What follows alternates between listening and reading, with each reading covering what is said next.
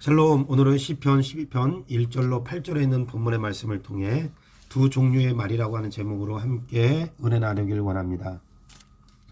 시편 12편은 다윗의 시로 분류됩니다. 그러나 시편 12편도 11편과 같이 다윗이 언제를 그 배경으로 했는지는 정확하게 기록하지 않습니다.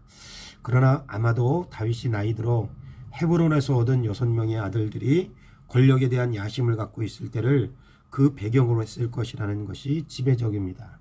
특히 다윗이 헤브론에서 얻은 아들 가운데 셋째 아들이었던 압살롬이나 넷째 아들이었던 아도니아 같은 사람들이 대표적이었습니다.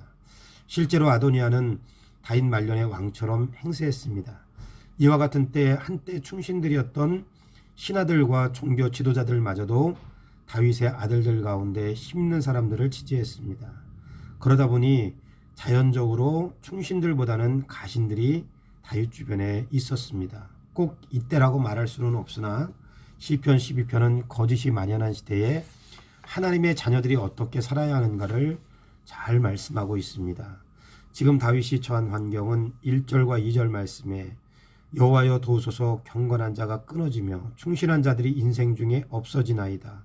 그들이 이웃에게 각기 거짓을 말하며 아첨하는 입술과 두 마음으로 말하는도다. 여호와께서 모든 아첨하는 입술과 자랑하는 혀를 끊으시리니 그들이 말하기를 우리의 혀가 이기리라. 우리의 입술은 우리 것이니 우리를 주관할 자 누구리요 함이로다. 비열함이 인생 중에 높임을 받는 때에 악인들이 곳곳에서 날뛰는도다. 경건한 자들이나 신실한 자들은 찾을 수 없고 아첨하는 자들이라고 말처럼 매끄러운 말, 아주 간사한 말로 사람들의 환심을 사는 말이나 쏟아내고 자신들을 당해낼 자 아무도 없는 것처럼 오만함으로 가득한 자들만 다윗 주변에 널려 있었습니다. 그래서 8절에서 말하는 것처럼 비열함이 인생 중에 높임을 받은 때에 악인들이 곳곳에서 날뛰네도다. 비열하고 악한 자들만 득세한 환경에 처해 있었음을 알 수 있습니다. 실제로 다윗 말년이 그랬습니다. 이미 다윗이 왕위에 오르기 전에 하나님은 다윗과 언약 맺기를 사무엘하 7장 12절 말씀에 내 수완이 차서 내 조상들과 함께 누울 때에 내가 내 몸에서 날 내 씨를 내 뒤에 세워 그의 나라를 견고하게 하리라. 그는 내 이름을 위하여 집을 건축할 것이요 나는 그의 나라 왕위를 견고하게 하리라. 이미 하나님께서 주신 언약을 통해서 헤브론에서 얻은 6명의 아들은 왕이 될 수 없다는 것을 다윗의 아들들이나 다윗 주변에 있던 신하들은 다 알고 있었습니다.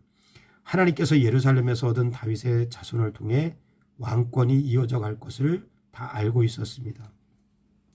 그럼에도 불구하고 다윗 말년에 어떤 일이 벌어졌는가? 열왕기상 1장 7절 아도니아가 수르야의 아들 요압과 제사장 아비아달과 모이하니 그들이 따르고 도우나 다윗과 생명을 같이 했던 요압 장군도 그리고 다윗 시대의 최고의 영적 지도자 가운데 하나로 꼽히던 아비아달 제사장도 누구를 지지했는가 하면 다윗이 헤브론에서 얻은 넷째 아들인 아도니아를 지지하면서 아도니아가 마치 왕이 된 것처럼 연회를 베풀 때 아도니아에게 붙어서 사람들을 연회로 초청하는 일이 벌어졌습니다.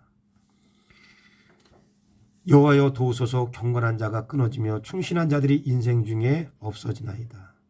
경건한 사람들이라면 하나님의 말씀을 귀담아 듣고 그 가운데 행하는 사람들이라면 아도니아를 왕으로 지지해서는 안 되었습니다. 또 아도니아가 왕의 행세를 하도록 내버려 두지 말아야 했습니다.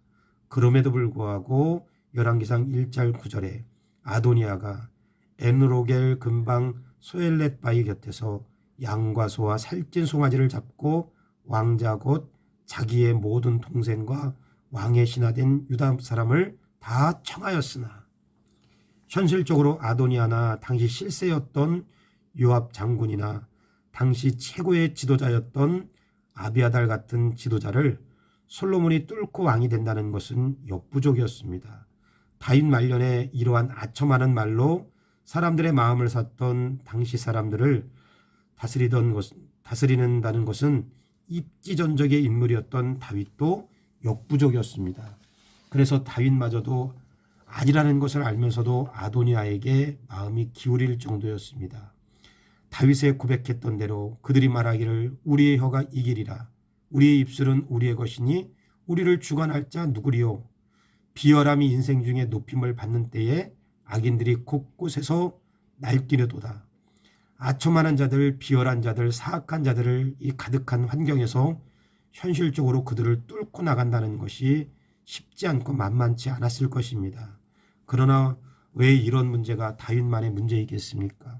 도덕적 해이에 빠진 시대에 도덕적으로 산다는 것이 쉽지 않습니다. 윤리적인 해이에 빠진 시대에 윤리적으로 산다는 것이 쉽지 않습니다. 신앙적인 해이에 빠진 시대에 신앙을 세워나간다는 것이 쉽지 않습니다. 포스트 모던 시대라고 말하는 이 시대에 성경에서 말하는 정의와 성경적 가치관을 갖고 사는 것도 쉽지 않고 자녀들에게 가르치고 그렇게 살도록 하는 것도 결코 만만하지 않습니다. 그럼에도 불구하고 우리는 하나님께서 다윗의 마음을 감동시켜서 고백한 이 고백에 귀를 기울여야 합니다. 여호와여, 말씀에 가련한 자들의 눌림과 궁핍한 자들의 탄식으로 말미암아 내가 이제 일어나 그가 완전한 지대에 두리라 하시도다. 여호와의 말씀은 순결함이요 흑도가니에 7번 단련한 은 같도다. 여호와여, 그들을 지키사 이 세대로부터 영원까지 보존하시리이다. 아첨하는 자들이 득세하고 불의한 것이 세상을 다 정복한 것 같으나 비열하고 사역한 자들이 세상을 다 장악한 것 같지만 하나님은 가련한 자들, 눌림과 궁핍한 자들로 비유된 하나님의 말씀대로 살기를 힘쓰는 소수의 경건한 자들을 다수의 행포 가운데 붙들어 주심을 믿고 고백했습니다. 그가 원하는 안전한 지대에 두리라 하시도다. 또 기가 막힌 고백을 합니다.